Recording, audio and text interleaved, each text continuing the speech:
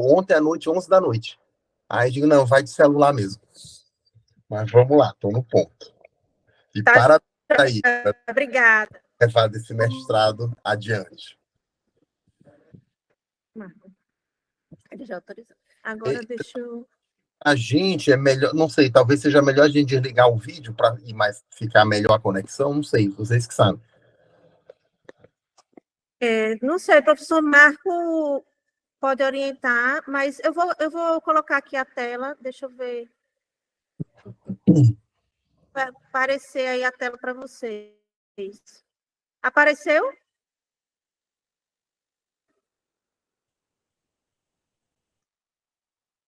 Tá, Jó.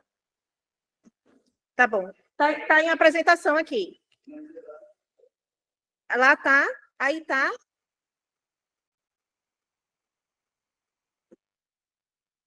Então, só um minuto.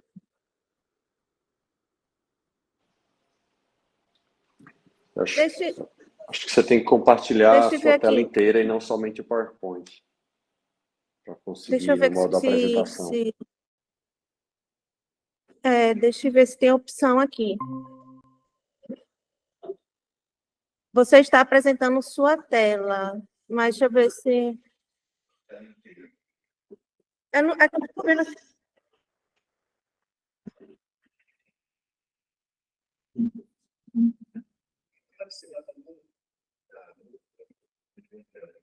Veja aqui se...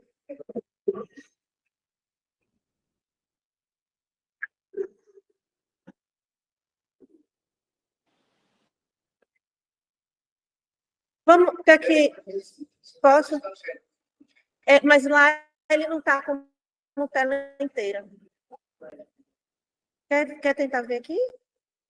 Só um minuto, a gente vai tentar de novo. Veja aqui. Bom dia, colega, tudo bem?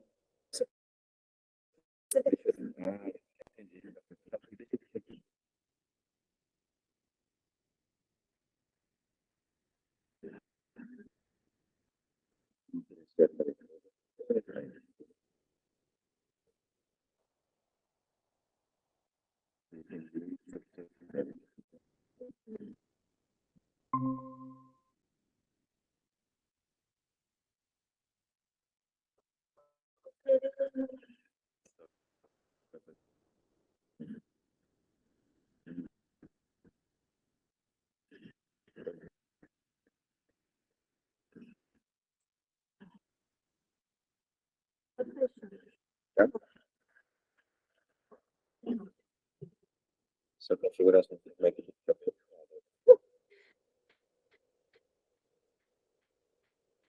Apareceu? Apareceu para vocês aí? Cadê?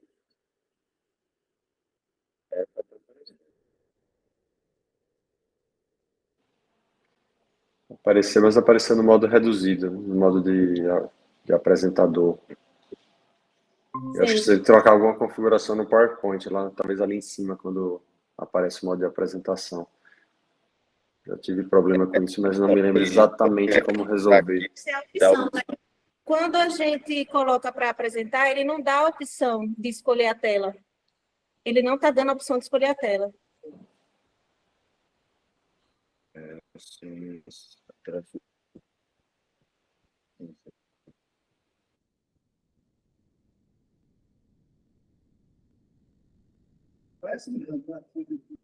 Uhum. Estou vendo. Já está feito.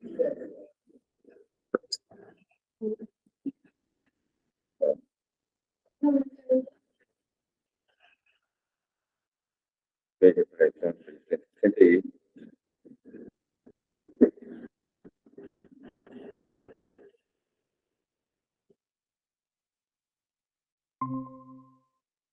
Não vai, ele não dá opção. Era para ele dar Era para ele dar opção. Lusa, mas desse jeito como tu estás apresentando, a gente botando a tela no modo expandido, tá? Eu que estou no celular, estou conseguindo ler? Tá conseguindo, né? Então, pronto. Então, deixa eu botar aqui no modo apresentação. do PowerPoint e tá tudo certo.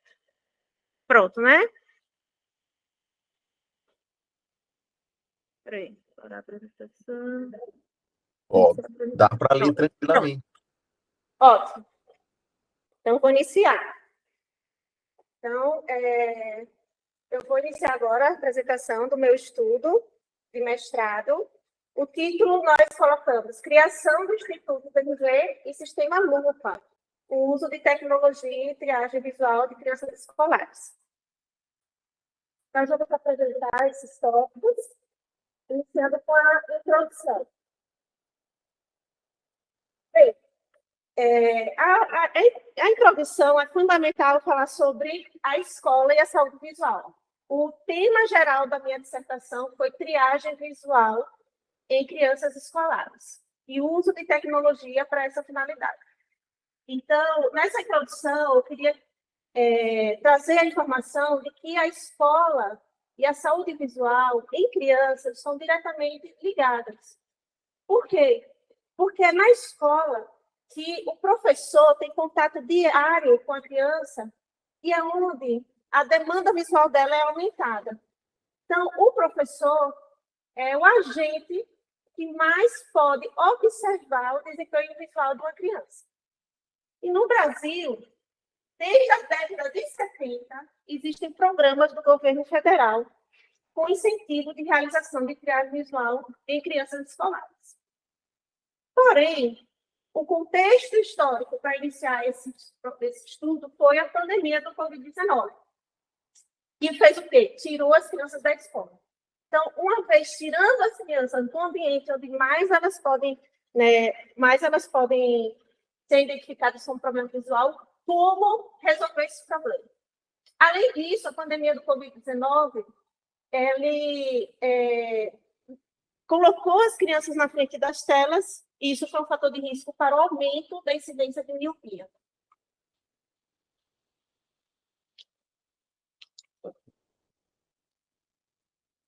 Então, no Brasil, existem cerca de 7 milhões de pessoas acima de 2 anos de idade que declaram ter alguma dificuldade visual. E alguns dados estatísticos em relação a isso, interessantes, é que essas pessoas que têm essa dificuldade visual, a maioria delas é mulher ou menina, a maioria delas, 60%, são baixa renda, recebem menos de que um salário mínimo, a maioria deles não tem instrução e nem ensino fundamental completo, e a maioria deles estão fora da força de trabalho, ou seja, baixa visão, déficit visual está diretamente relacionado também a problemas socioeconômicos. Por isso, a importância, apesar da quantidade relativamente pequena de pessoas, mas essa quantidade se torna impactante quando a gente interpreta pelo lado socioeconômico também. E, então, nos últimos 10 anos, o governo federal tem incentivado o uso de tecnologias, de instrumentos, que a gente chama de mobile health, que são nada mais do que dispositivos móveis, para que a gente possa aplicar a medicina e, assim, otimizar esse acesso à saúde. Esses dispositivos, esses mobile health, podem ser desenvolvidos através de várias tipologias, dentre elas a plataforma web também. E também nós vamos abordar aqui um conceito de tecnologia social, que seria o quê? É uma aplicação da tecnologia voltada para criar soluções de problemas sociais. Então, como a baixa visão está relacionada a um problema social, utilizar dessa tecnologia também é uma forma inovadora de criar soluções para esse problema. Então, como a pergunta-chave do estudo foi como tornar a triagem visual em crianças escolares mais acessíveis diante desse contexto histórico que a gente estava vivendo. Então, para a gente saber, para fundamentar esse estudo, a gente fez um estudo da arte, um estado da arte e da técnica, que foi uma revisão bibliográfica. E existem alguns conceitos importantes para a gente fundamentar as nossas ideias. Entre eles, o conceito de triagem visual infantil. O objetivo da triagem visual infantil nada mais é, nas crianças, identificar fatores de risco para ambliopia, ou seja, coisas que podem prejudicar o desenvolvimento visual dessa pessoa, desse indivíduo. Quando e como realizar a triagem visual? A Sociedade Brasileira de Oftalmologia Pediátrica, ela criou uma diretriz que informa, baseada em evidências, quais as formas mais eficazes de fazer essa triagem visual na criança ao longo do seu crescimento. Então, o teste de reflexo vermelho está direcionado mais ao nascimento, a cuidado visual, a busca de antecedentes pessoais e familiares também é importante. E photoscreeners. Photoscreeners, ela não está citada na diretriz da Sociedade Brasileira de Oftalmologia, mas é uma forma de triagem visual também usada, principalmente em outros países. É importante a gente saber o quê? Que crianças em idade escolar, acima de 5 anos, a principal forma de fazer uma triagem visual é através da medida da acuidade visual. E o que seria essa acuidade visual? A acuidade visual é a capacidade de eu medir a função visual, a principal. E é uma capacidade de distinguir espaços, ou seja, a gente pega a acuidade visual através do uso de letras, figuras, números, que nós chamamos de ortotipos. Então, a depender do tamanho do ortotipo e da distância dessa tabela esteja, eu vou medir essa função visual. E na criança é importante saber que essa função visual muda ao longo do crescimento dela. Quanto menor, os limites de normalidade são maiores. Mas, acima de 5 anos, em geral, a atividade visual de uma criança tem que ser distinta ou mais, ou melhor. E quanto mais próximo o denominador estiver do numerador, melhor é o resultado dessa atividade visual. E outro conceito importante é de ambliopia. Ambliopia é a falha do desenvolvimento visual em uma criança. A visão da criança está em processo de desenvolvimento. Então, qualquer coisa que venha atrapalhar esse desenvolvimento causa a ambliopia. E é importante saber que a ambliopia é a principal causa de baixa visão irreversível entre adolescentes e adultos jovens. Por quê? Porque foram doenças oftalmológicas que não foram tratadas durante a infância. E os principais fatores de risco para ambliopias, erros detectativos, estrabismo e opacidade do eixo visual. Os erros detectativos são problemas de grau, miopia, e a opacidade do eixo visual são tudo que possa atrapalhar a entrada de luz no olho da criança. Então, já existiram vários trabalhos de validação dos ortotipos para medir a acuidade visual em criança. Isso é importante, por quê? Porque, como eu falei, é a principal forma de a gente fazer uma triagem visual nessa população. A tabela tradicionalmente usada é essa tabela de Snellen, que é a mais antiga de todas. Porém, foi visto várias limitações nessa tabela. Sendo assim, outras tabelas foram criadas ao longo do tempo e os modelos validados são modelos baseados no estudo populacional e tratamento para retinopatia diabética, que é o EPDRS. São tabelas logarítmicas e elas têm uma precisão maior de medir a acuidade visual, utilizando ortotipos como o E direcional, as figuras de Snellen e Lea e o H-V. Não existe consenso sobre qual o melhor ortotipo dentre esses validados para medir a acuidade visual em criança. Porém, o que existe consenso aqui? A melhor forma de fazer uma triagem visual, uma tabela de acuidade visual, é utilizando essas barras laterais.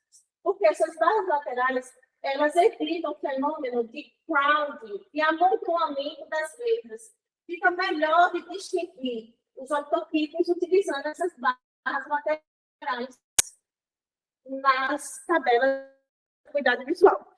E os photo-screeners são dispositivos, são aparelhos que foram criados a partir dos anos 90, principalmente nos Estados Unidos.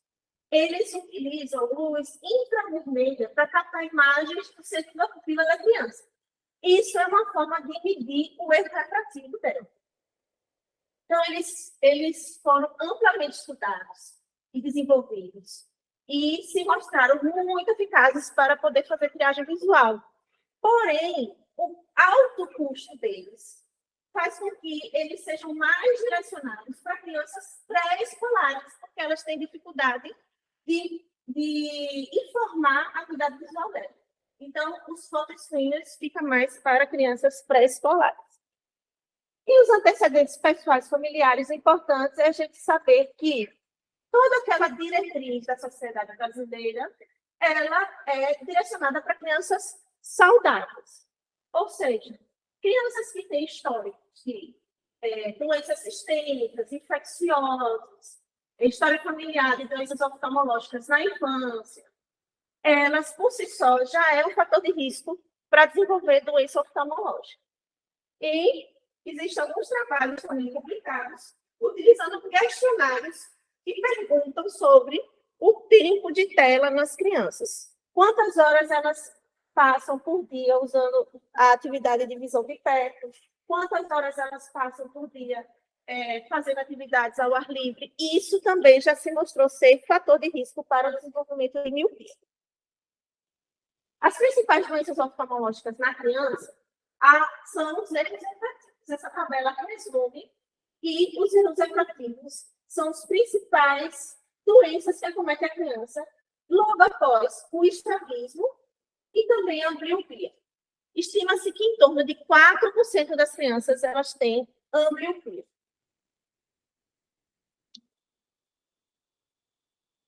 Falamos também sobre políticas públicas voltadas para a triagem visual na criança. Como eu falei, desde a década de 70, o governo federal ele instituiu programas para fazer essa triagem. E, ao longo do tempo, vimos que, desde 2001, o Conselho Brasileiro de Oftalmologia, que é um órgão representativo da especialidade de oftalmologistas no Brasil, eles começaram o Fórum Nacional de Saúde Ocular no Congresso Nacional. Esse fórum tem como objetivo se aproximar de gestores públicos do Congresso para propor políticas públicas de saúde visual para toda a população. Então, desde 2001, projetos, políticas públicas vêm sendo implementadas. Porém, o que a gente vê é que essas políticas não têm sido eficazes. Desde 2007, está instituído pelo Ministério da Saúde o Programa Saúde na Escola. E, atualmente, é esse programa que realiza triagem visual nas crianças escolares, crianças de escolas públicas do nosso país. O que vimos é que esse programa ele não atinge a todo o contingente, deixa muito a desejar em relação à acessibilidade para todas as crianças que estão matriculadas em escolas públicas. Então, a expectativa desde 2008 é que existisse uma atenção básica em oftalmologia, mas a realidade é que gestores estaduais, a dificuldade de gestores estaduais e municipais de fazer esse arranjo da rede com o modelo de governança aplicando corretamente esse programa. Sendo assim, foi aí que a gente utilizou o conceito de tecnologia social. E a tecnologia social é o quê? Segundo o Dagnin, identificação do problema, pesquisa e diagnóstico, desenvolvimento da solução, implementação da solução e disseminação da solução. O problema várias crianças não têm acesso à triagem visual, mesmo agora, antes e depois da pandemia. Então, desenvolvemos toda uma pesquisa, um desenvolvimento de solução para esse problema. E o terceiro setor entra justamente para preencher a lacuna do primeiro setor, que é o governo, e a lacuna do segundo setor, que são as empresas, em prol de problemas sociais, problemas de interesse público. O terceiro setor são organizações da sociedade civil privada, não governamental e científicas. São divididos basicamente em associações e fundações, regidas pelo Estatuto Social e baseadas na Constituição Federal e o Código Civil, a Lei 13.019 de 2014 e a Lei Complementar 187 de 2021. Falando um pouco sobre tecnologia em triagem visual, nós vimos que é uma iniciativa mundial. Através do estudo da arte, do estado da arte, vimos que várias tecnologias já foram implementadas em vários outros países. Por exemplo, desde 1985, nos Estados Unidos, um grupo de pesquisadores desenvolveu uma forma tecnológica de medir a atividade visual através de um computador e um joystick, que a criança consegue identificar o objetivo que ela está vendo. E a partir de 2013, digamos assim, entre 85 e 2013, teve o surgimento dos photo-screeners, e em 2013, houve a inovação do uso de aparelhos de celular, de mobile, para realizar essa triagem visual. E os pioneiros foram o grupo do Go Check Kids dos Estados Unidos. Logo após, veio o grupo do Peak Vision, lá na Inglaterra, implementando essa tecnologia, principalmente em países da África. E podemos ver que em todos os lugares do continente, praticamente do mundo, todos os continentes, existem grupos pesquisando sobre formas tecnológicas de realizar triagem visual. Aqui no Brasil, a única patente que encontramos no INPI semelhante foi esse produto aqui, que é um aparelho onde é projetado octotipos dentro dele e ele pode realizar a medida de acuidade visual em crianças. Porém, ele não realiza outros tipos de triagem, como a avaliação da motilidade ocular e a avaliação da opacidade de eixo. Sendo assim, a gente misturou tudo isso. Como é que a gente pode unir todas essas prerrogativas para tornar a triagem visual em crianças escolares mais acessível? Então, os objetivos do nosso estudo foi desenvolver a tecnologia em mobile health, para realizar a triagem visual em crianças escolares. E os objetivos específicos foram, através do projeto piloto, detectar fatores de risco para miopia em crianças em escola pública municipal de Aracaju, comparar os resultados obtidos da triagem e os da consulta oftalmológica, calcular o impacto da correção infracional na atividade das crianças selecionadas, desenvolver uma plataforma web para realizar a triagem visual dessas crianças, construir um modelo de negócios para uma pessoa jurídica do terceiro setor e elaborar o estatuto social de uma associação sem fins lucrativos. O nosso estudo, o desenho dele, se divide em 3, que foi o projeto piloto. Baseado nesse projeto piloto, nós desenvolvemos todas as 2 outras fases do estudo. Foi um estudo qualitativo, prospectivo, realizado na escola Dom José Vicente Távora, aqui em Aracaju. Esse estudo foi aprovado pelo Comitê de Ética da UFRGS. A produção tecnológica, que foi o desenvolvimento da plataforma web, e o modelo de negócios para a pessoa jurídica do terceiro setor. O projeto piloto foi realizado em maio a dezembro de 2022. Aqui está o videozinho mostrando mais ou menos como foi que realizamos. Fizemos uma triagem visual convencional em crianças dessa escola. Sensibilizamos estudantes de medicina, envolvemos voluntários do Rotary Club, médicos da Sociedade Gestora de Oftalmologia, a Secretaria de Educação do município de Aracaju, o Instituto VNV, do Laboratório de Lentes para Óculos. Então, todos esses participantes foram envolvidos e sensibilizados para realizar esse projeto piloto. Como foi desenvolvido? A triagem, primeiro as crianças passaram por uma triagem visual, e os passos foram o preenchimento da ficha de triagem, logo depois, a entrega dos termos assinados, a criança se direcionou para outro ambiente para realizar a atividade visual através da tabela de leras símbolos pelo ETDRS. Depois, ela foi direcionada para realizar a avaliação da motilidade ocular e, por fim, o check-out, que foi a entrega da ficha preenchida e também de uma carta informativa aos pais, falando se eles tinham sido aprovados pela triagem ou não. E as crianças que não foram, que foram reprovadas na triagem, elas foram encaminhadas para uma consulta oftalmológica. Nessa consulta oftalmológica, a ficha foi preenchida novamente, foi realizada a consulta por um médico oftalmologista da sociedade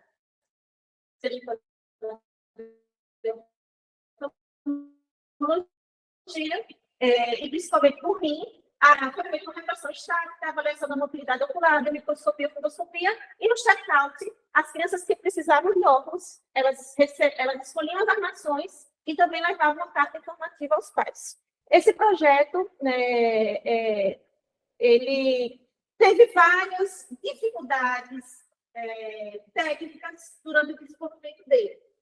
Podemos pontuar que as principais dificuldades foram sensibilizar voluntários, principalmente médicos, que pudessem realizar essa consulta oftalmológica de forma voluntária, e a gestão de dados através de fichas manuais ficava muito difícil de gerir os dados da triagem visual.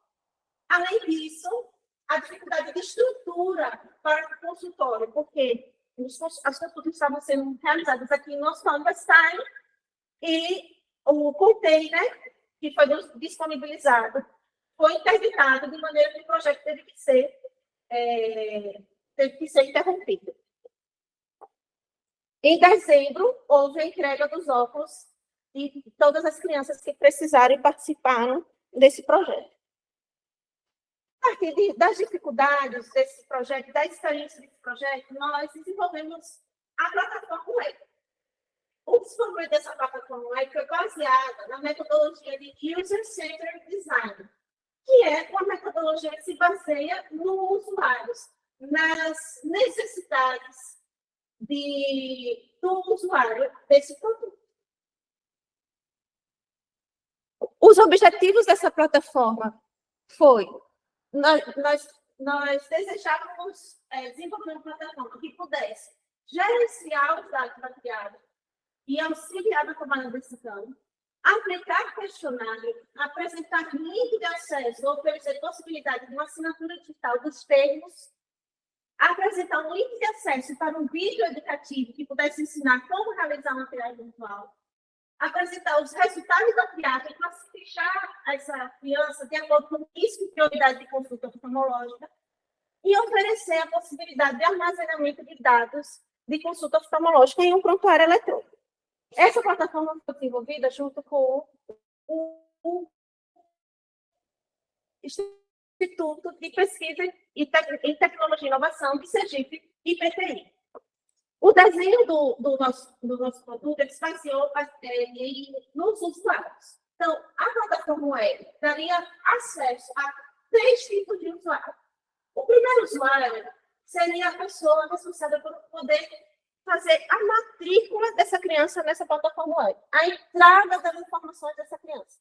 Então, pode ser pais, pode ser professores, diretores da escola, o próprio criador. Então, ele faz a matrícula da criança, responde o questionário, que já é uma forma de fazer uma triagem visual, e depois disso, assina os termos de consentimento de acordo com da Lei Geral de Proteção de Dados. E também pode fazer uma capacitação para realizar uma triagem visual onde quer que ele esteja. O material disponível para fazer essa maquiagem visual que a gente desenvolveu foi uma tabela de cuidado com a direcional e barras laterais, fora outros instrumentos necessários para medir, além de medir a cuidado visual, também avaliar a motilidade ocular da criança. O usuário 2 seria o profissional médico, entraria no sistema para fazer a consulta oftalmológica para aquelas crianças que foram detectadas como prioridade para fazer essa consulta. E o usuário master seria o gestor do sistema, que estaria gerindo as listagens das crianças que precisam de consulta de acordo com a prioridade. As perguntas do questionário são perguntas direcionadas à história, antecedentes pessoais e familiares da criança, que podem ser fatores de risco para que elas desenvolvam doença oftalmológica, principalmente, e também perguntas sobre hábitos relacionados ao uso de visão de perto, como tempo de tela, e o uso de atividades ao ar livre. O interessante desse questionário é que, ao final, juntando com as informações da medida da cuidado visual, o próprio sistema ele classifica a criança de acordo com a prioridade de consulta oftalmológica, dando um alerta verde, vermelho ou amarelo, de acordo com os pontos que ela vai somando ao longo do preenchimento do sistema. E o modelo de negócio da pessoa jurídica, ela foi feita através do modelo proposto por Alexander Osterwalder, o Canvas, e o formato jurídico escolhido foi o formato de associação. Fizemos uma análise do mercado, de concorrência, estudamos instituições que já realizam esse tipo de trabalho no Brasil, e baseado nessas informações que desenvolvemos a nossa associação. O Estatuto Social, ele foi elaborado por um escritório de advocacia experiente em terceiro setor, e o conteúdo do Estatuto principais são listados aqui, que precisam ter informações, principalmente sobre direitos e deveres dos membros, fontes de recurso para a organização, modo de constituição de órgãos deliberativos, entre outros requisitos fundamentais para a elaboração do Estatuto Social. Agora nós vamos falar sobre os resultados. O resultado foi a criação do sistema LUPA, que é uma plataforma web para triagem visual de crianças escolares, e do Instituto Social bem feito. O resultado do projeto piloto foi, basicamente, aqui é um quadro geral mostrando que, na escola Dom José Executado, em 2022, existiam 604 crianças matriculadas. Porém, a triagem foi realizada em 450 crianças, cerca de 70% dessas crianças. Porque a triagem foi realizada nas crianças que estavam presentes no dia da triagem. Dessas 450, 130 precisaram de consulta oftalmológica, ou seja, cerca de 30% das crianças são portadoras de fatores de risco para a ambliopia. Das que foram para a consulta, 57 precisaram de óculos, ou seja, cerca de 13% das crianças da população precisam de óculos.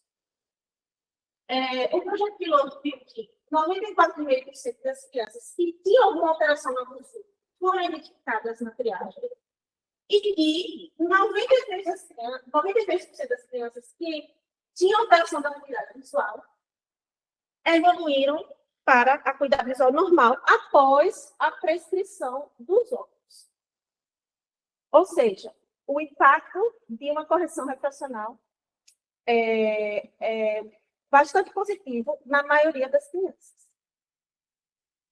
O resultado da plataforma foi o sistema LUPA, que é uma plataforma web, pode ser utilizada em desktop, smartphone. É necessária uma conexão com a internet, por enquanto. O protocolo de registro dessa marca, da marca, foi entrado no INPI em janeiro agora, porém, de registro do software, ele foi registrado numa base de livre licença, chamada de GPR, de acordo com políticas do Instituto do IPTI. Essa plataforma ela realiza gestão de dados, questionário, dados de triagem, classificação de risco, prontuário eletrônico e emite relatórios e receitas. Aqui mostra mais ou menos a tela do nosso sistema, mostrando como ele pode ser acessado para aqueles que ainda não viram.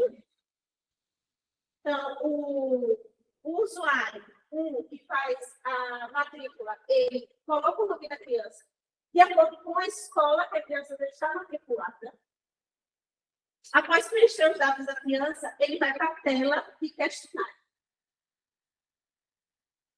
E aqui é a tela do usuário que vai fazer a triagem visual. Esse usuário que vai fazer a triagem visual, é necessário que ele faça primeiro a capacitação do vídeo educativo, que também está incluído nessa plataforma web.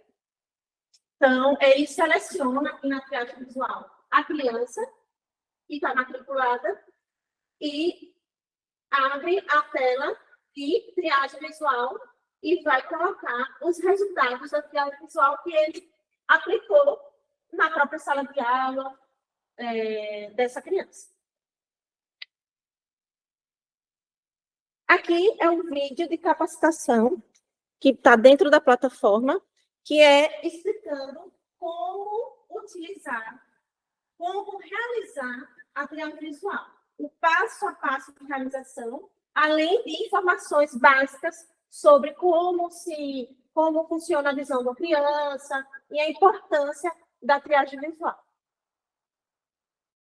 Aqui a gente mostra a tabela, explica como mostrar os optotipos para as crianças e também como realizar o teste de motilidade ocular. O Instituto Social Bem-Ver, a marca dele foi desenvolvida de acordo com um briefing respondido, relacionando os objetivos do Instituto e principalmente os objetivos do Instituto. Essa marca foi, então, desenvolvida com o conceito de formas arredondadas e trazendo também uma imagem de óculos e de um olhar afetivo. Também foi desenvolvido um mascote para essa marca e o registro da marca o pedido de registro foi entrado no INPI em junho de 2023. O modelo de negócios dessa empresa do terceiro setor foi desenvolvido através do modelo Canvas, onde nós colocamos as propostas de valores dessa empresa, entre elas, principalmente, o atendimento oftalmológico e a doação de óculos, porque entendemos que triagem visual ela se torna efetiva quando é seguida de consulta e doação de óculos, além do desenvolvimento de tecnologias inovadoras para gestão de dados e realização dessa triagem visual. Desenvolvemos também uma matriz SWOT dessa empresa, relacionando os fatores internos, as forças e as fraquezas, os fatores externos, as oportunidades e as ameaças dessa pessoa jurídica do terceiro setor. Os objetivos do Instituto Bem-Ver, então, delimitados pelos pesquisadores, basicamente, foram realizar triagens visuais, atendimento oftalmológico, tratamento da população sem distinção, com foco nas pessoas em vulnerabilidade social, promover programas de educação e saúde, conscientizar e sensibilizar a população e poder melhorar a sua qualidade de vida, captar fomentos para pesquisas científicas e oferecer formação na área de saúde visual, e também oferecer e oferecer assistência multidisciplinar para essas crianças com baixa visão e cegueira. A missão do Instituto é promover acesso à saúde visual à população em vulnerabilidade social, unindo inovação, pesquisa e tecnologia. A visão é ser um instituto reconhecido pela assistência social e entregar soluções para a melhoria desses indicadores de saúde visual no Brasil. E os valores são solidariedade, empatia, transparência e rigor científico em todos os processos. Bem, ficamos então para a discussão o seguinte. Rede habitacional, mesmo após o desenvolvimento de várias tecnologias, de vários incentivos, e vários programas, eles continuam sendo importante causa de déficit visual da criança. E possivelmente com taxas maiores depois da pandemia, depois que as crianças ficaram mais expostas ao uso de telas. Então, nosso estudo mostrou que cerca de 13% das crianças precisaram de óculos. Em 2018, nosso orientador, Gustavo Bella, ele desenvolveu um estudo semelhante a esse. Em escola de fundamental aqui em Aracaju, onde foi criada 510 crianças. Dentre essas, 10% precisavam de óculos, ou seja, hoje parece que existem mais crianças precisando de óculos. E aqui essas figuras é só para ilustrar como uma criança enxerga. Uma criança que, por exemplo, não tem grau nenhum. Uma criança míope de 1 grau, ela enxerga bem para perto, mas não enxerga bem o quadro. E uma criança míope de 6 graus, ela quase não vê nada no quadro. E vê um pouco melhor para perto. Então, a correção óptica é importantíssimo para o desenvolvimento educacional dessa criança. A triagem visual seguida de doação de óculos melhora a qualidade de vida, de visão e de vida da criança. Então, a Organização Mundial de Saúde estabeleceu 17 objetivos de desenvolvimento sustentável.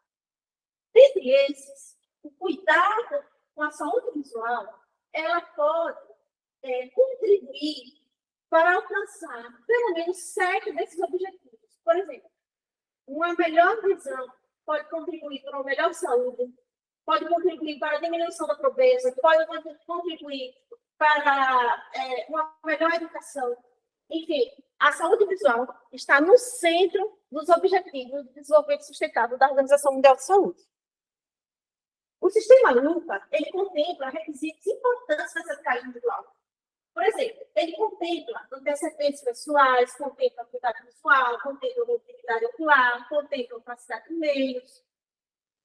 E a utilização de e-health, ela já se mostrou muito eficaz através dos estudos que nós vemos no estado da arte, que já foram validados e comprovados que tecnologia e-health, ela pode ter uma alta concordância com a consulta presencial. Além disso, a grande vantagem do sistema LUPA é o gerenciamento de dados. E mostra que esse recurso se mostrou ser uma ferramenta muito útil para a triagem visual, além do uso de SMS. Em outros estudos, foi utilizada também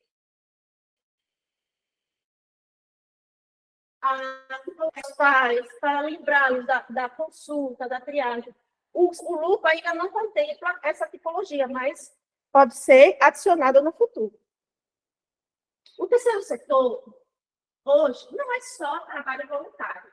No Brasil, existem cerca de 815 mil entidades, organizações sociais formadas. Então, esse setor ele veio para preencher as lacunas do governo federal que não atende à demanda do país. Então, já é possível, Vesco fala no seu livro, que já é possível projetar uma carreira dentro desse setor.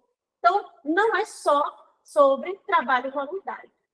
Existe também uma ligação consistente entre a baixa visão e a pobreza nas crianças.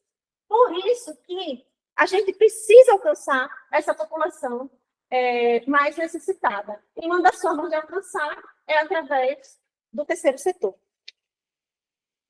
Para concluir, então, concluímos que a prevenção da baixa visão de crianças é uma preocupação mundial e a utilização de tecnologia e health melhora a acessibilidade e a eficácia desses programas de triagem visual na infância. O sistema LUPA, ele demonstra ser uma ferramenta completa para a triagem visual em crianças escolares, inclusive minimizando dificuldades com gerenciamento de dados. A baixa visão, ela apresenta uma grande ligação com fatores sociais. Por isso, aplicar tecnologia social nessa área é uma importante forma de evitar as consequências irreversíveis dela. Então, pessoas jurídicas do terceiro setor, eles podem desempenhar um papel importante na realização dessas sofrências. E o Instituto Social BNT ele foi constituído para esse fim. Sugere-se, então, que o Instituto Social BNT formule propostas de políticas públicas para o nosso Estado. E que novos estudos com o sistema LUPA possam ser realizados para que ele seja validado. Para finalizar, eu queria mostrar essas duas fotos aqui.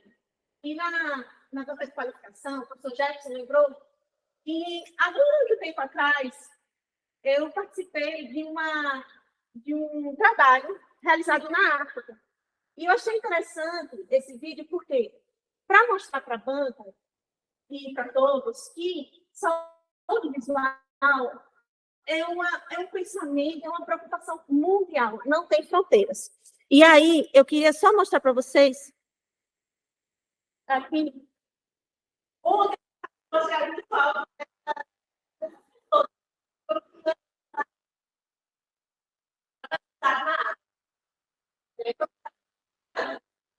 colocada na tabela da atividade visual. E aí, toda a galera tá. O que é que eu estou buscando?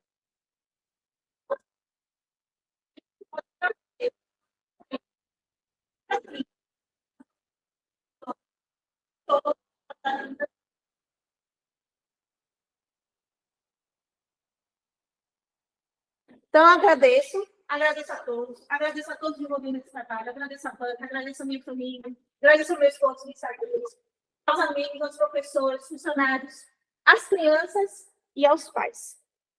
Obrigada.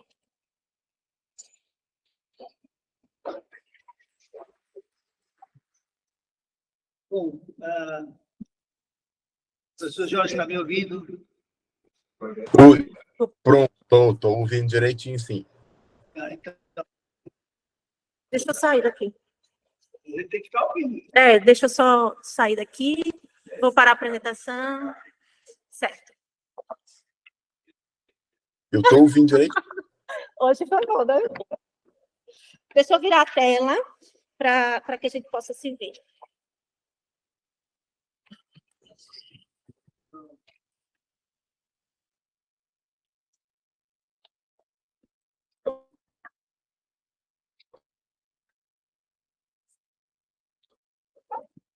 Mais.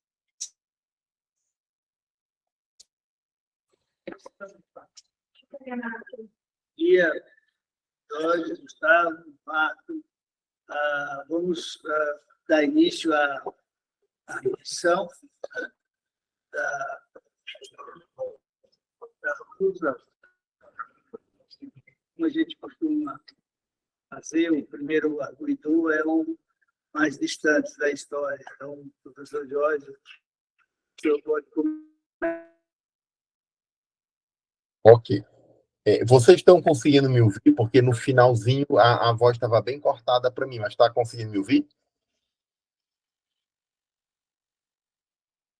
O senhor pode fazer perguntas e ela respondeu, pode fazer toda a sua arguição e depois ela responde.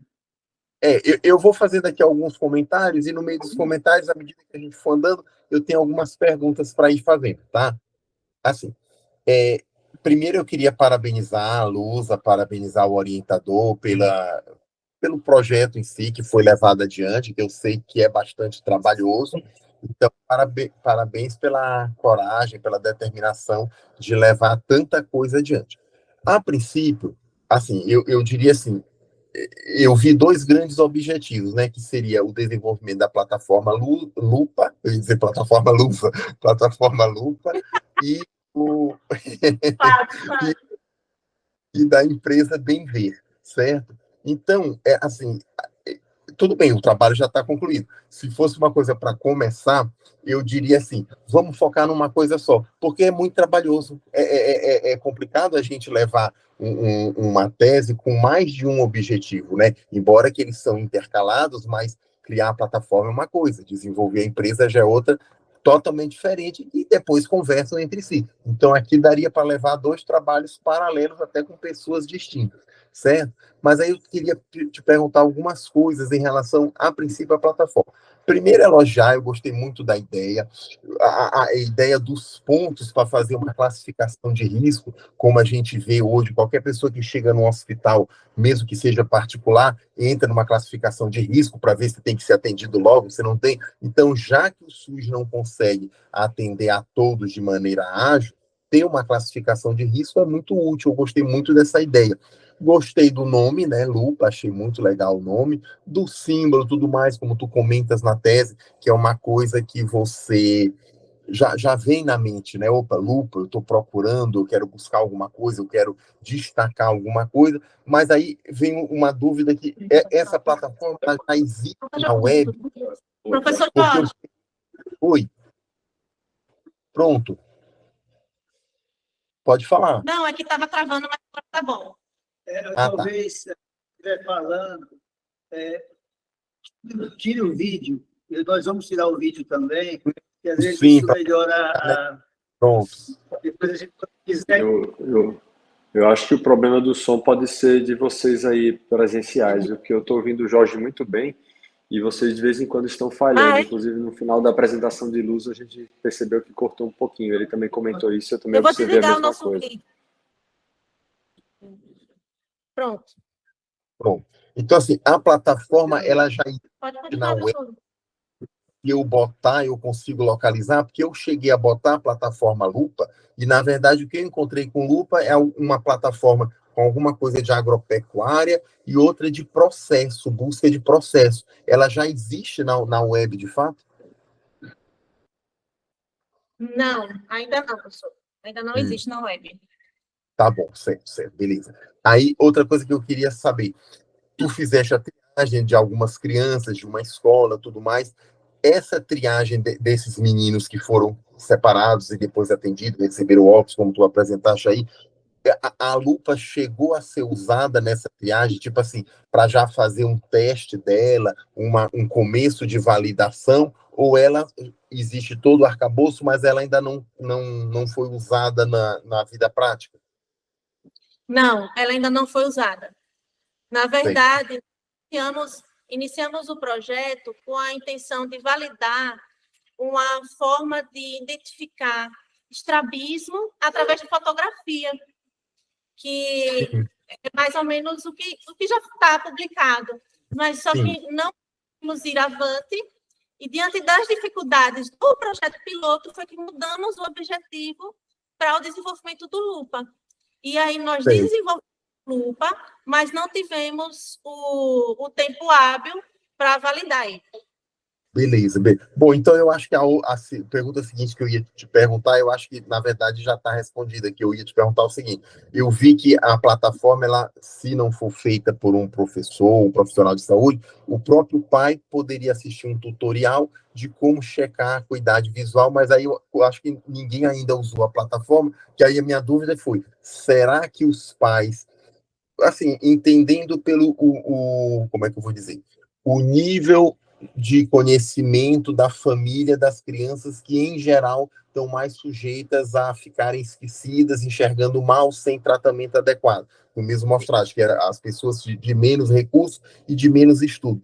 Aí a minha dúvida veio, será que os pais desse tipo de criança, dessa família, assistindo ao tutorial, conseguiriam fazer uma triagem realmente confiável, que, de repente, assim, comparar isso com a triagem do professor, mas eu entendi que ainda não foi testado, então isso aqui a gente não tem como responder agora, certo? Isso. Aí a empresa, a mesma coisa, a empresa existe todo o arcabouço jurídico, né? Mas ela também ainda não foi colocada na prática para fazer algum projeto que a própria empresa leve à frente, não é isso? Não, ainda não. A gente está na fase de fazer o registro no cartório. Nós desenvolvemos o estatuto social e aí estamos na fase de fazer o registro no cartório, para ter CNPJ. Beleza. Tá. E aí, uma coisa que eu era da plataforma ainda que eu esqueci de te perguntar. Uma das coisas que eu mais gostei foi esse negócio da classificação de risco da criança, baseado nesse sistema de pontos. Eu não sei se eu não encontrei isso na tese, mas quando tu botas lá o que que é perguntado sobre história familiar, cuidade, motilidade, parará, eu não vi assim do lado quantos pontos a E pessoa criaria. Tem isso? eu tenho, professor Jorge. Eu não botei, por quê? Porque a gente ainda estava em processo de decisão sobre o registro do sistema, certo? E Sim, aí, eu achei que seriam informações sensíveis do sistema. Por isso que eu não sim, coloquei na tela, no corpo do texto. sim, Mas a gente tem vamos dizer, esse protocolo de pontuação. A gente tem um protocolo de pontuação que eu que desenvolvi, na verdade. Não tirei de nenhum estudo, de nenhum sim, trabalho. Eu mesmo desenvolvi, baseado nas evidências, né, que a gente, né, viu e que a gente experimentou no projeto piloto. Então, baseado nisso, eu desenvolvi esse sistema de pontuação. sim. E assim, Colocado no para início, mim, mas aí eu acabei tirando, né? pronto. Porque isso, para mim, eu achei uma das coisas mais interessantes, porque, tipo assim, se você oftalmar um pediatra, beleza, você examinou, você tem uma noção do risco que aquela criança corre, baseado na visão, na idade, no problema que tem. Mas se você não é, ou se você não é nem oftalmologista, você pode ser um pediatra, você fica meio perdido, né? E de repente você não quer assumir para si aquela responsabilidade, de dizer, esse aqui tem que ir. Eu estou dizendo isso porque eu vejo isso, hoje em dia acho que desapareceu, mas logo que começou o teste do olhinho, os pediatras, por não estarem familiarizados com o teste do olhinho, aqui em São Luís, também não realizavam. Era super comum a gente receber a criança no consultório para fazer o teste do olhinho. Ah, porque os pediatras não estão fazendo. Mas, assim, é justo, né? Quer dizer, a gente tem que entender o seguinte: isso Entendi. é, né?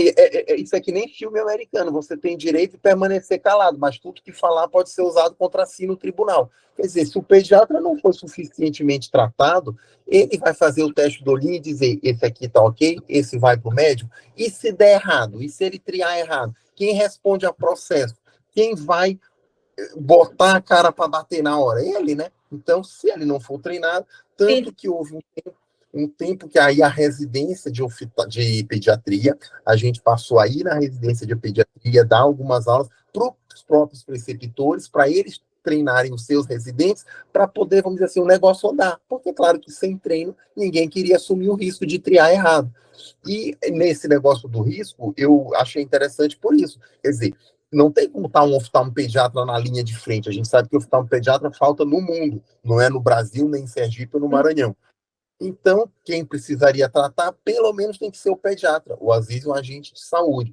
O agente de saúde talvez não tenha medo de triar errado, porque quem vai acusar o agente de saúde no final? A justiça? Não vai. Ele quer saber do médico, né? Agora, o médico tem medo. Agora, com a pontuação é diferente. Você tem um embasamento. Então, uma sugestão que eu te daria, como a pontuação ainda não está validada nem nada, por exemplo, em alguma reunião do oftalmopediatria, a gente vai ter o CBO, que dá tempo de mandar a trabalho, né? E vai ter o trabalho do CBO, se eu não me engano, é até o dia 5 de abril. E vai ter o CBE, que ainda nem abriu para trabalho, né? De repente, tu mandares essa pontuação, né? Proposta de pontuação para triagem visual e classificação de risco, para que outras pessoas oftalmopediatras vejam e discutam e deem opinião, melhor aqui, melhor ali, porque realmente eu acho que é uma coisa bem válida para, de repente, no futuro, sair publicado pela SBOP para orientar todos nós e os pediatras. Então, achei isso bem legal. Aproveita para mandar. Ah, Lusa caiu. Peraí, deixa eu esperar ela voltar.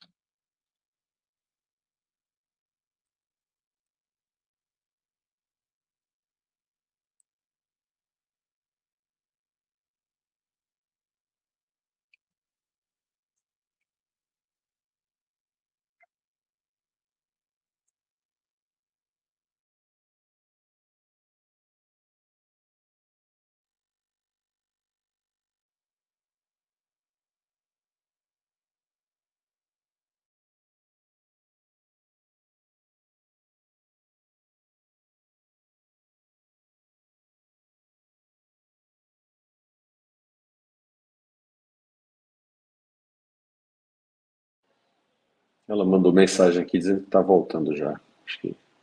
Beleza, eu vou só esperar ela voltar para que a gente continuar, tá?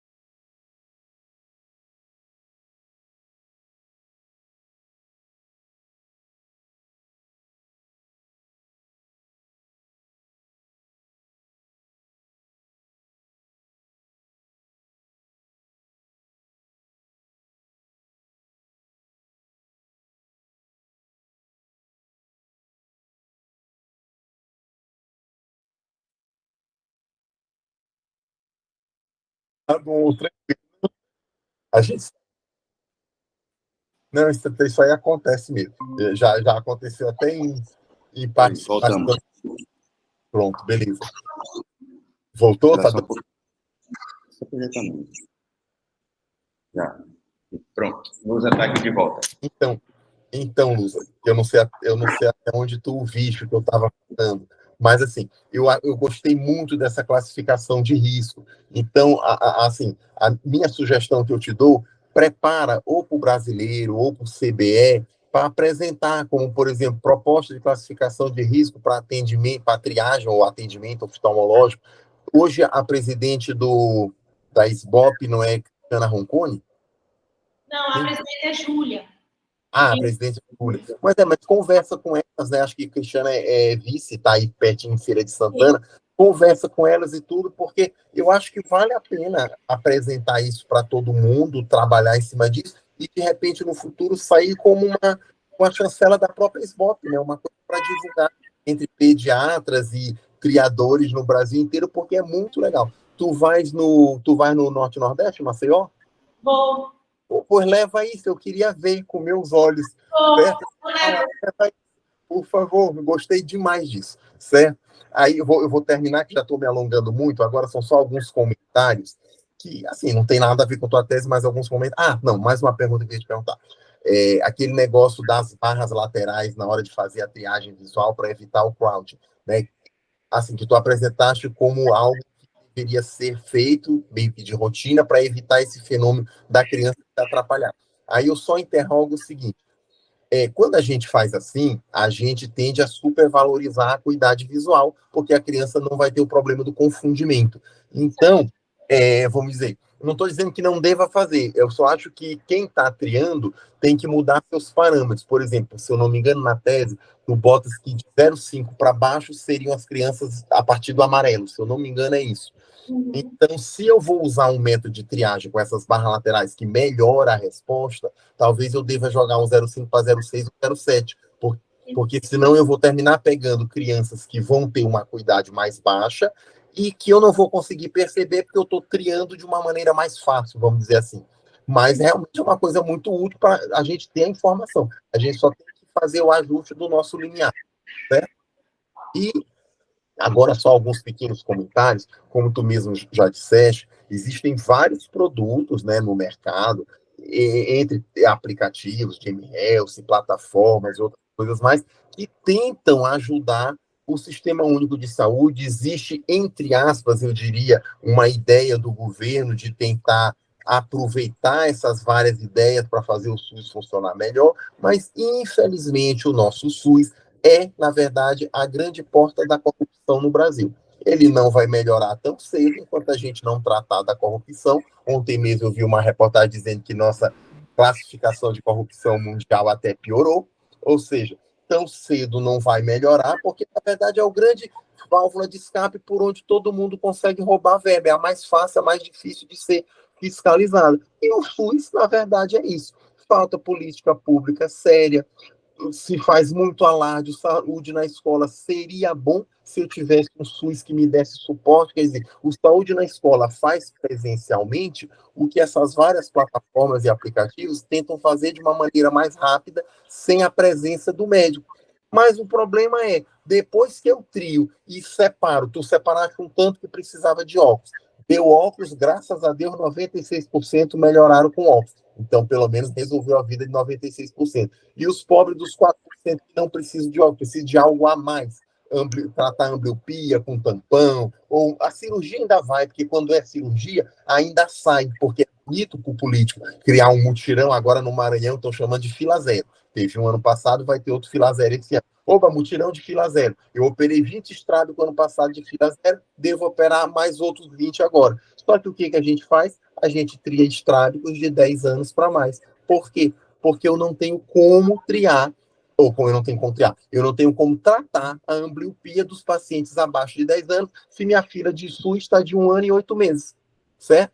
Aí se alguém disser, Jorge, por que tu não aumenta essa fila? Porque eu não sou monge, eu tenho família, eu tenho filho, eu tenho conta para pagar. Eu não posso tirar 5 períodos dos meus 10 de trabalho para atender a R$ 10. Então, o problema maior de toda essa boa vontade de todos nós é isso. Trava quando eu preciso daquelas 4% que precisam mais que óculos, e aí o governo não trata o SUS com seriedade e não disponibiliza as vagas para eles. Aí, tudo assim, a boa vontade, infelizmente, no final de tudo, termina não resultando em, vamos dizer assim, em melhores propostas, em melhores efeitos, porque chega uma hora que a gente precisa do SUS, não tem jeito. Por mais que tenha os institutos filantrópicos, ajudam muito. Eu lendo sobre o Bem Ver, eu me lembrei muito as propostas do Bem Ver, me lembrou muito o Strabos, né? Quer dizer, vai muito nessa linha de ajudar, de promover com divulgação para os pais, formação de novos profissionais, então vai muito nessa linha. Se o Strabos deu certo, daqui a 10 anos o Bem Ver pode estar bombando aqui também. Mas chega uma hora que tu precisa. O Strabos, em termos de mutirão, ele faz exatamente isso. Operar pessoas grandes. Por quê? Porque não tem como triar ambliopia, como é triar, tratar, se tu não tiver o suporte do SUS. Quem é que pode dar conta disso de maneira voluntária? 1 ou 2, talvez. Mas o SUS não se ampara em 1 ou 2. Tem que ser uma política que faça ele funcionar e não politicagem. Mas, felizmente, isso foge do nosso controle, né? Mas é isso. Achei muito legal o trabalho. Eu gostei do Instituto Bem Ver, gostei, mas eu vejo o Instituto Bem Ver como uma promessa de uma coisa que deve crescer se vocês abraçarem e botarem adubo nele. E a plataforma está pronta para começar a usar, para ser validada, e essa parte da classificação de risco eu achei formidável. Trabalha nisso, apresenta para a gente nas reuniões da SBOP, porque com certeza isso vai servir de parâmetro no futuro para ajudar na triagem, por exemplo, de pediatra, o que encaminhar para a gente e o que não encaminhar. Parabéns pelo trabalho. Obrigada, professor Jorge. Obrigada. Jorge, para quem não conhece, né, professor Ricardo, professor Jefferson que está aqui, Jorge é um pediatra também, é um dos pioneiros aí, foi fellow lá da Unifesp também, professor da Universidade Federal do Maranhão. E eu aprendo demais com o Jorge, a gente se encontra nos congressos. E é uma honra ouvir sua opinião, viu, Jorge? Desse trabalho. Eu que me senti honrado de participar desse trabalho, que eu achei com ideias muito, muito revolucionárias e que vão melhorar bastante, com certeza. Parabéns. Agora, a dúvida que eu tenho para tirar em relação à classificação de risco e sobre colocar isso, né, ou mostrar para os pediatras.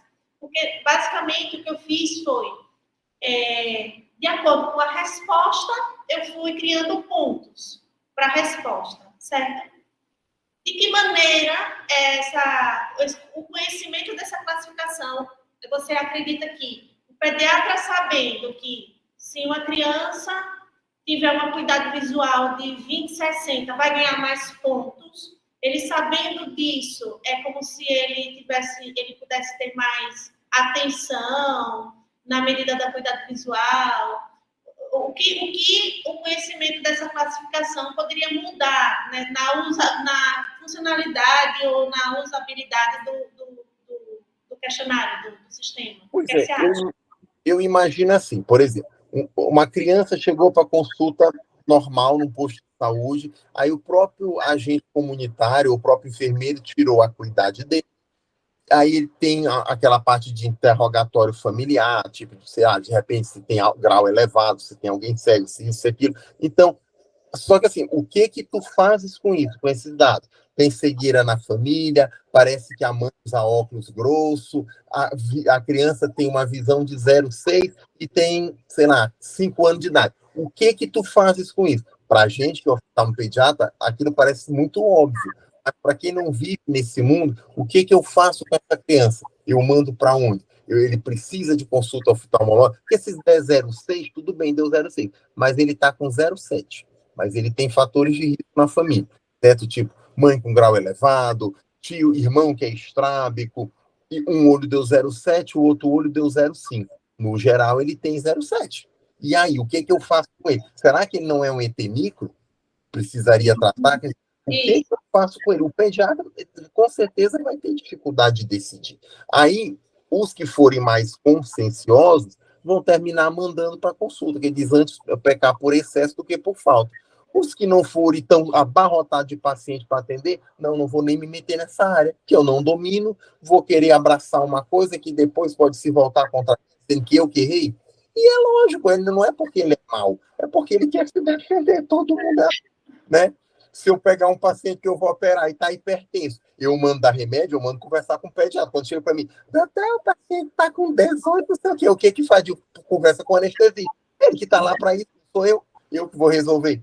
Né? Então, se a gente disponibiliza uma classificação dessa, por exemplo, disponibiliza isso, ele tem um embasamento para dizer, não, eu estou fazendo baseado nessa classificação, que tem a chancela da SBOP. Então, se está errado, mas é toda a sociedade de oftalmopediatria do Brasil que errou. Então, eu já tenho um embasamento, eu me sinto mais seguro de tomar uma decisão. Certo. E outra coisa que eu queria, a Júlia e a Luísa, a Cristiana, elas, ao mesmo tempo que eu comecei a pensar no projeto, entrei no mestrado, elas também começaram a desenvolver um aplicativo. Tem até um nomezinho. Como é o nome? Eu me esqueci. O Eva. O Eva. O Eva é para cuidar de mesmo. Mas tem uma outra que eles tentam pegar vários detalhes e juntar num só, que eu esqueci o nome. Essa eu não conheço. Aí, assim, o Eva, inclusive, assim, eu nem sabia do Eva, foi uma junção de ideias. Eu não sei em que ponto está o Eva agora com elas, mas aí vale, agora que está tudo finalizado, do Lupa, né, daqui que eu passei essa fase, aí a gente, com certeza, ia ser muito bom juntar. Tu vai estar no CIMASP também? Oi? Tu vai estar no CIMASP também? Não, no CIMASP, não. Não, porque eu digo porque no CIMASP todo mundo, tu encontraria todo mundo, mas, por exemplo, no Nordeste, pelo menos Cristiana Roncone tu vai encontrar, porque ela é de Feira de Santana, pode até ser que Júlia e Luísa não estejam, que eu acho que vão estar, pode até ser que não, mas Cristiana Roncone tu encontra, para conversar com ela. Tá certo. Obrigada, tá bom? Nada, tchau, tchau. Tá. Obrigado, professor, muito bom contar com a sua participação, com a sua experiência, para ajudar a Lusa, que a gente possa desenvolver cada vez mais esse projeto que é realmente de longo alcance. Todo mundo fala que o que ela fez não precisava dos dois, né? Já foi falado na qualificação disso. Sim. Obrigado, foi um prazer ter sido convidado. Valeu, obrigado. Bom, agora o professor Jefferson. Eu vou pedir licença para tirar foto aqui das minhas anotações, e aí eu consigo falar projetando vocês. Tá? Então, tá, vamos lá. Primeiro, né, agradecer ao professor Ricardo Gugel pela confiança. Eu não sou da área de saúde, eu sou da área de inovação. Eu acredito que foi por isso que Lusa me colocou nessa banca. Cumprimentar o professor Jorge, o professor Marco, o professor Gustavo, e o Marcelo, maridão aqui apoiando. Eu tive na banca de qualificação e eu fiz uma lista de sugestões para a Lusa, e ela teve a expertise de elaborar um documento mostrando o que a banca sugeriu e o que ela empreendeu no texto, e assim, a evolução do texto ela atende, né?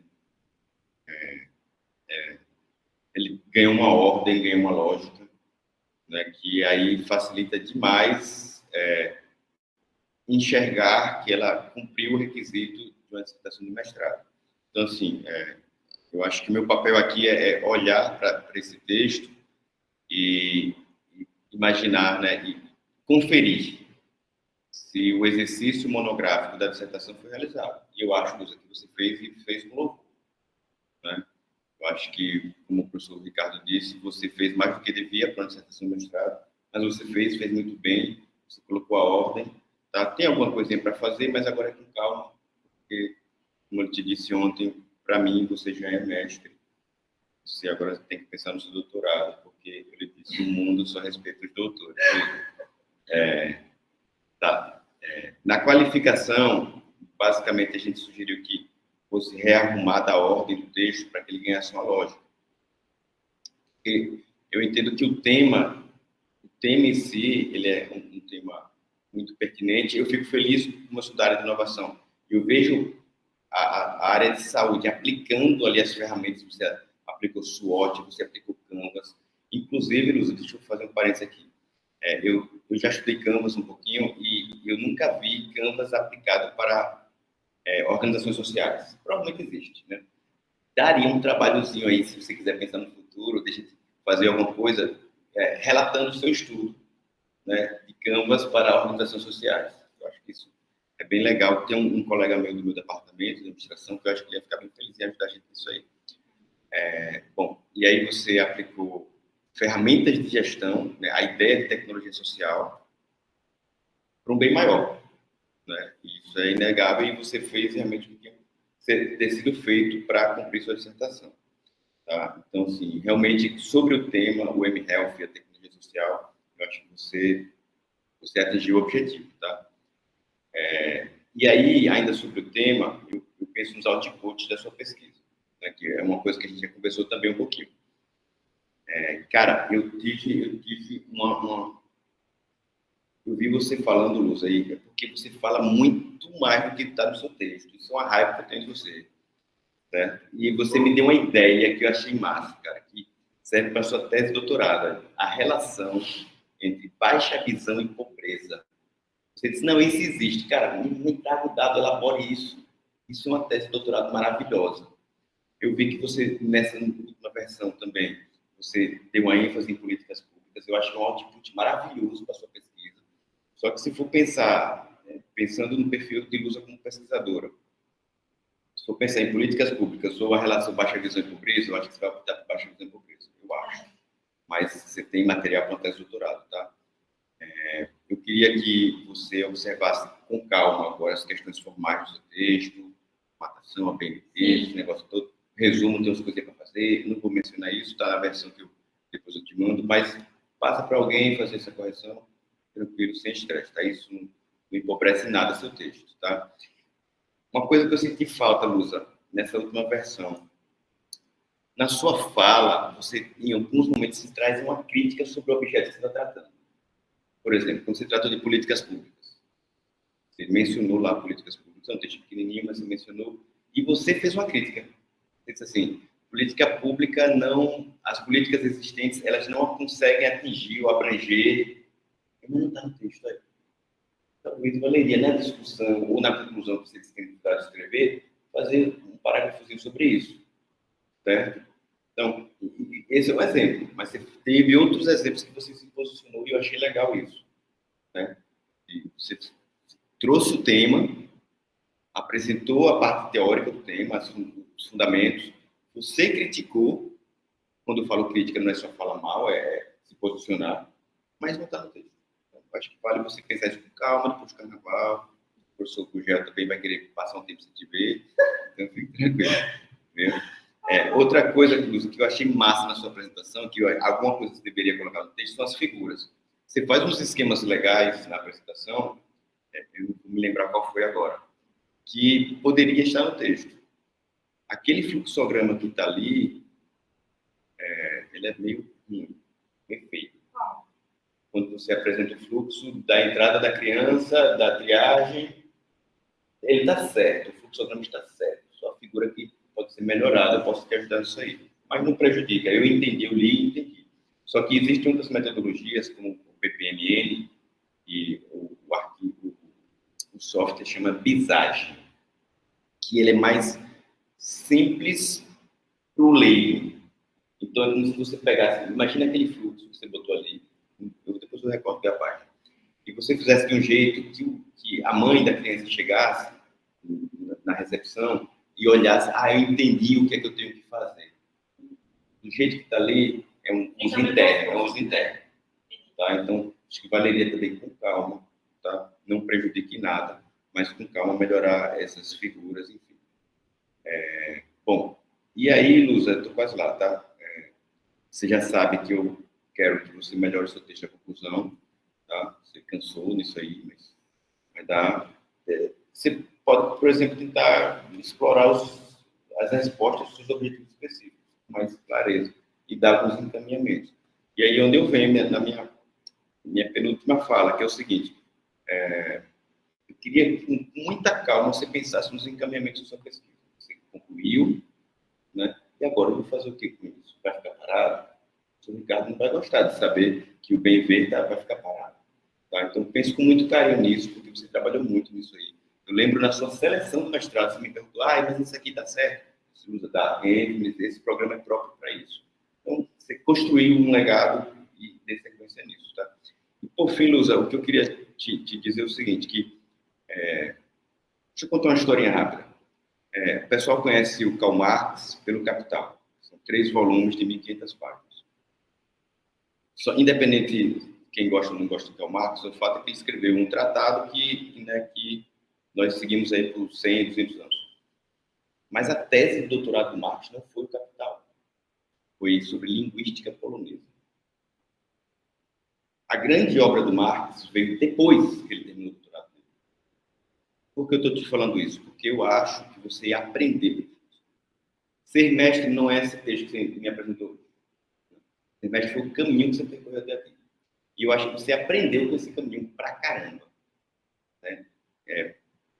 Dificuldade, pandemia, tecnologia, patente, não sei o quê, não sei o quê, não sei o quê. Toda essa dificuldade lhe tornou antifrágil, forte.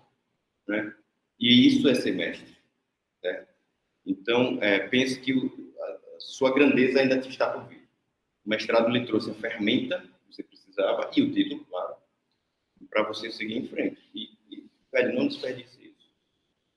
Tá? Siga em frente, você tem um perfil para isso. Acadêmico não é rico, não ganha dinheiro, pobre, né? mas é feliz. Tá? Lhe desejo muito sucesso na sua jornada e em toda a sua exposição. Tá?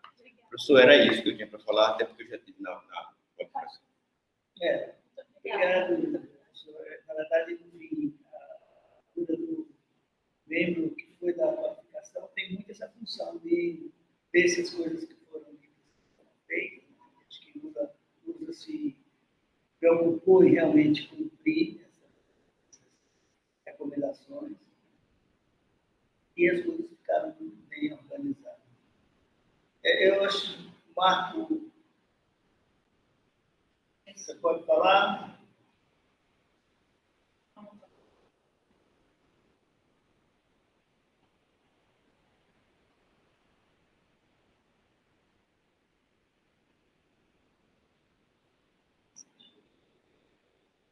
Tá aí.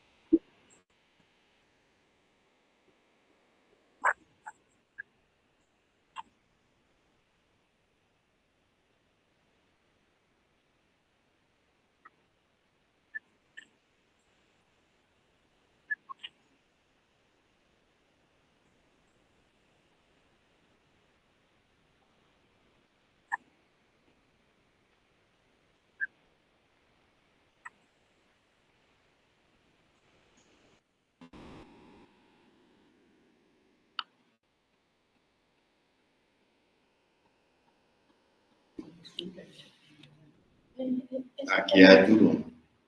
Aqui é a Turuna.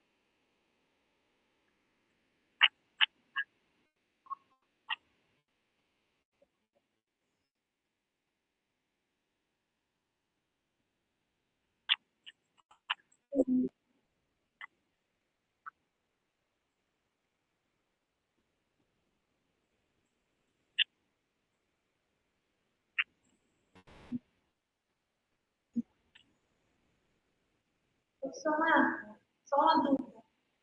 O senhor vai mandar para mim o arquivo com as observações?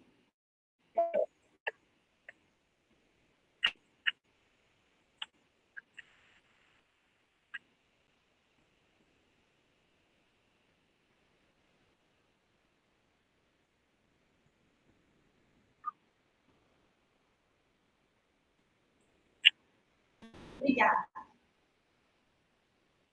Bom, eu gostaria de entender um pouco da história do que veio antes, né? E que o Gustavo também pudesse mostrar e dizer um pouco do que ele viu nesse projeto, na evolução da Blusa durante o mestrado, já que ele foi orientador oficialmente, né? Obrigado, Ricardo. Parabéns, Lusa. Agradeço também a oportunidade de ter feito parte, apesar de ter colaborado um pouco à distância, né? Ainda mais em tempo de pandemia, que muita coisa foi feita remotamente.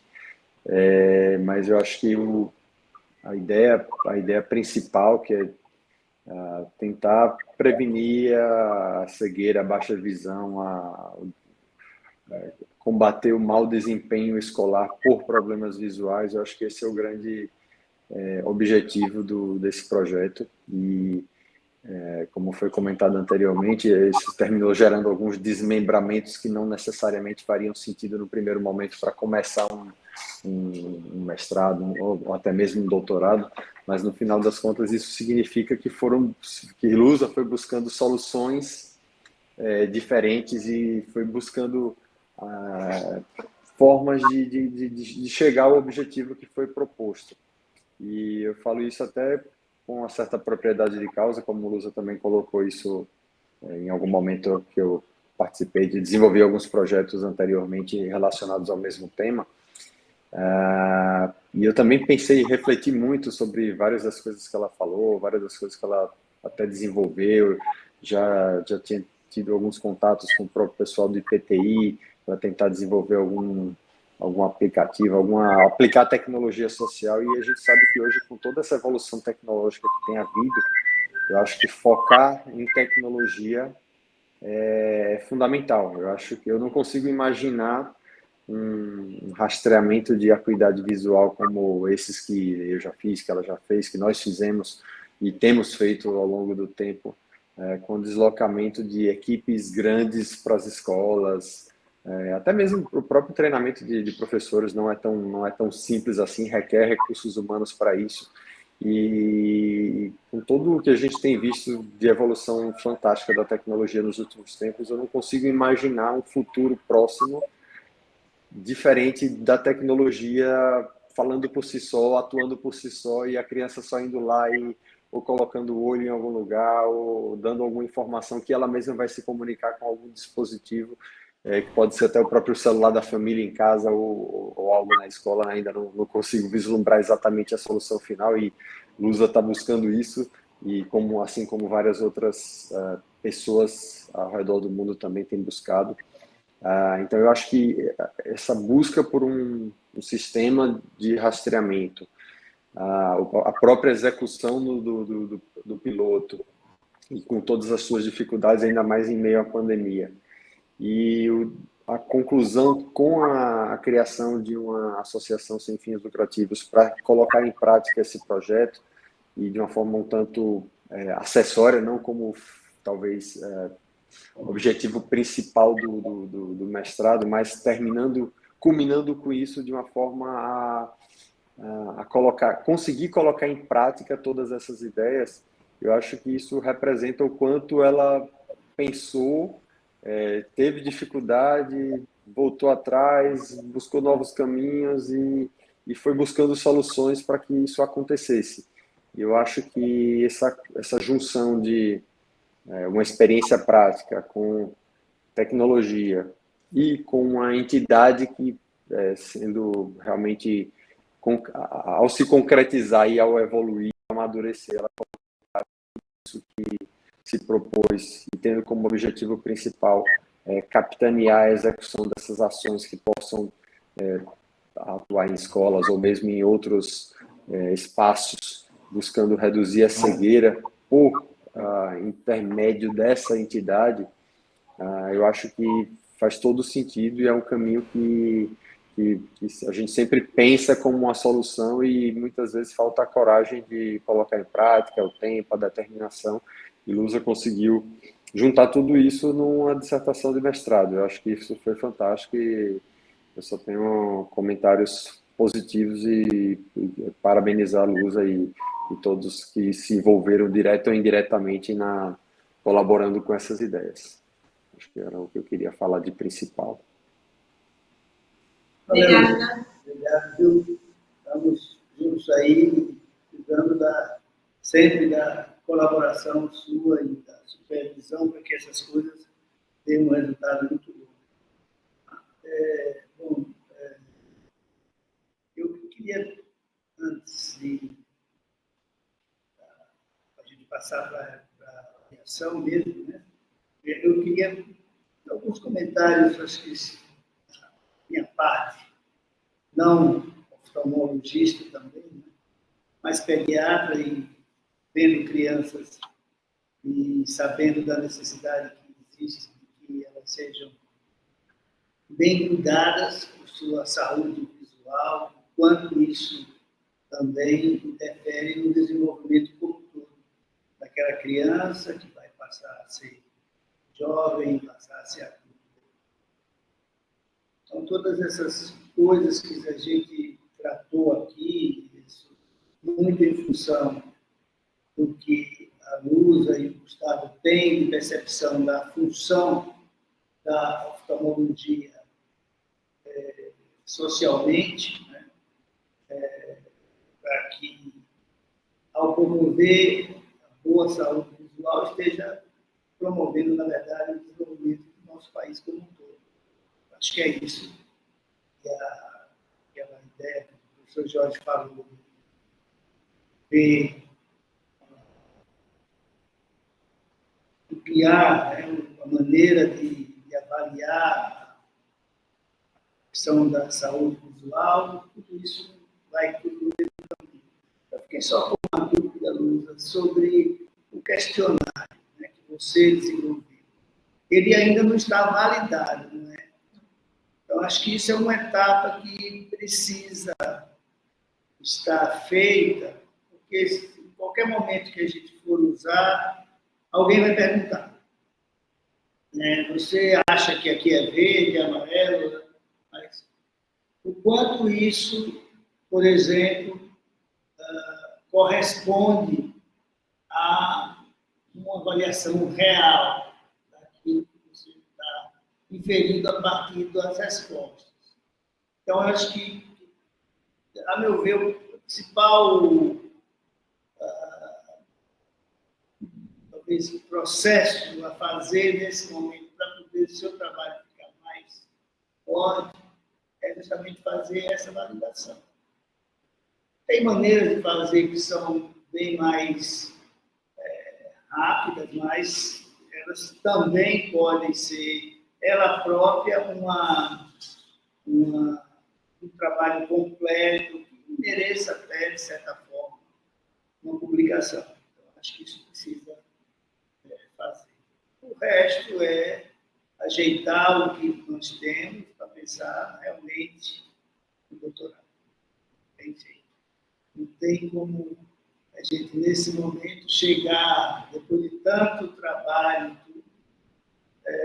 não concluir a formação para uma pessoa que a gente tem certeza que tem condição para isso e que tem toda a qualidade para fazer as coisas melhorarem.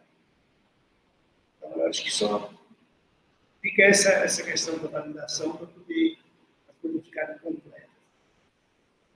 Eu acho que agora, né, Marco, a gente tem que fazer uma avaliação da banca em si, da aprovação ou não, né? E aí eu queria pedir somente para, eu acho que a maneira mais prática, a gente fica aqui, a Luza e o Marcelo vão lá para Tomar um café. não, o café não, porque ele vai ter Vou que ficar respirar, vai respirar. e a gente decide, tempo que a gente decidir, eu chamo ela para a gente. Vocês. A questão da validação, professor.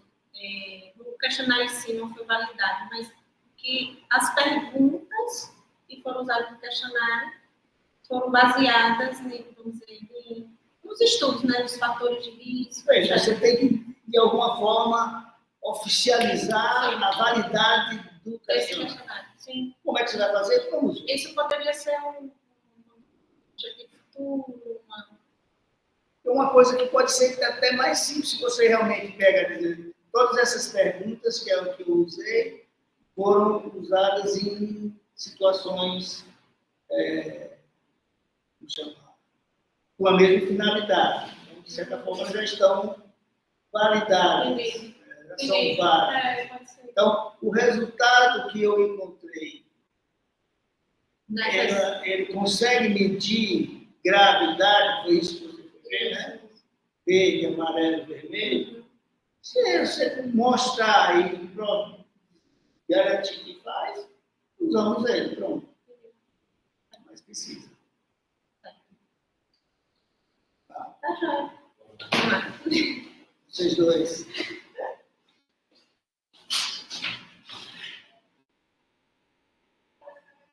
Bom, somos nós aqui, acho que precisa. Estou aqui. O professor Jorge, o Marco, nós dois que somos a banca. Eu tenho aqui o documento de aprovação, né? Onde tem um parecer de avaliação. O professor Jorge recebeu esse documento?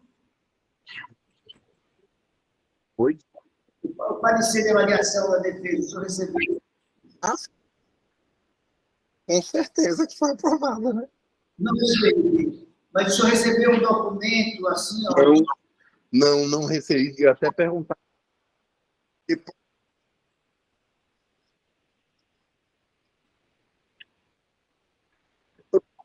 Isso aqui, né?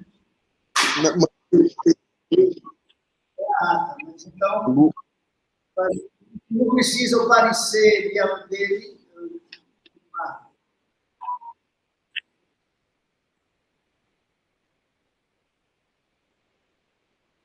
Pronto. A gente mesmo vai fazer aqui manualmente. E aí, Lusa tem meu e-mail, acho que de repente pode fazer o seguinte, porque se mandar para todo mundo ao mesmo tempo, ela vai ter 3 cópias, cada um com assinatura de um, né?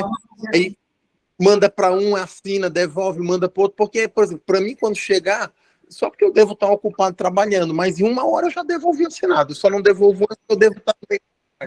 pronto, vamos fazer assim, então. Vai o parecer de avaliação e junto vai já a ata, já com a assinatura minha, do Jefferson e do Marcos. E aí só você vai assinar online e devolve depois a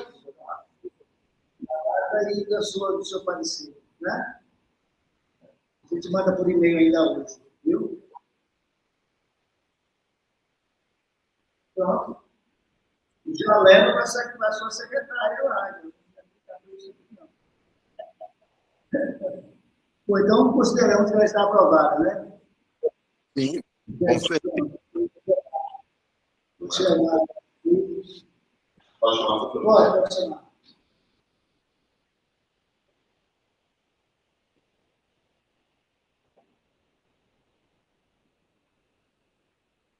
Muito bom.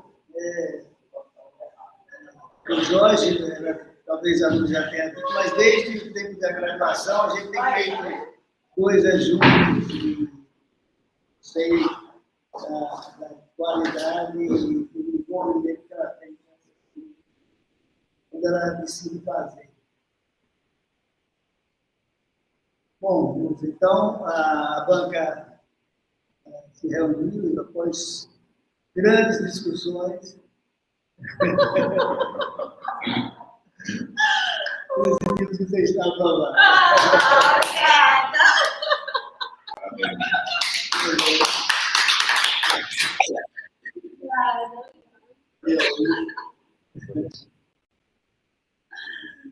Então,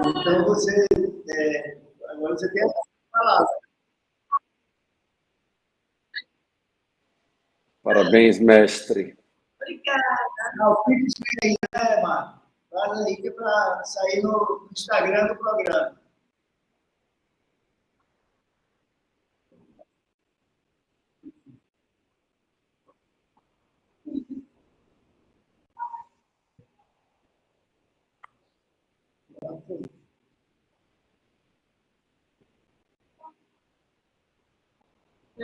Valeu. Parabéns, Lusa. Manda Tá bom. a foto no grupo do CBF, para todo mundo saber. Ou então manda para mim, se tiver vergonha de botar, tu manda para mim que eu boto. Tá certo, manda. Tá?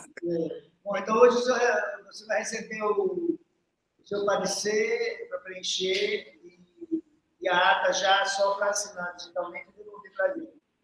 Tá?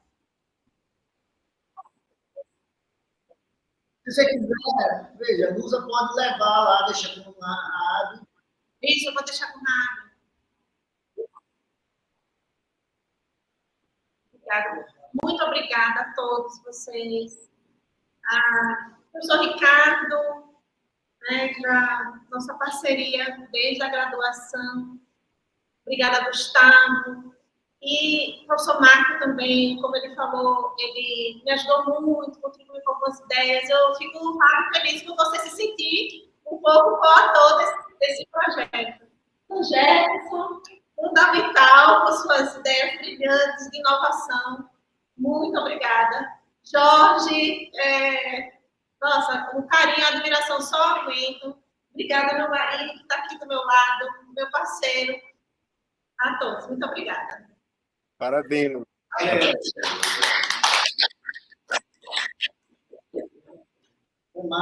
obrigada. Tchau. Obrigado. Obrigada.